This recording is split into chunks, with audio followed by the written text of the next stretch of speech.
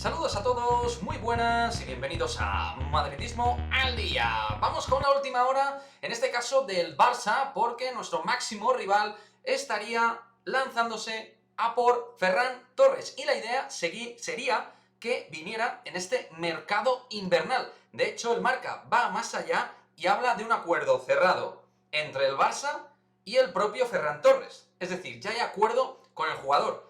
Aunque evidentemente ahora quedaría en teoría la parte más compleja, que es llegar a un acuerdo con el Manchester City.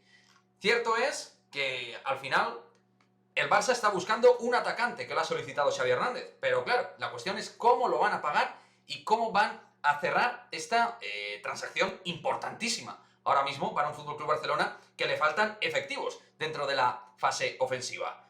Estaremos muy atentos, pero ya el Marca habla de un acuerdo Ferran Torres, Barça, y quedaría cerrar la situación entre los dos clubes, Manchester City y FC Barcelona. Pero la idea del Barça es cerrar a Ferran Torres para este próximo mercado de invierno. De esta manera, Ferran Torres, tras haberse criado y haber sido jugador del Valencia, volvería a la Liga Española de la mano del Barça, un jugador que ha sido muy importante en los últimos tiempos para la selección española de Luis Enrique, y que es verdad que en el Manchester City ha tenido bastantes picos de sierra en cuanto a su rendimiento se refiere. Así que veremos cómo acaba esta historia, pero ahora mismo una de las grandes noticias del día y veremos si se culmina o es humo de nuevo.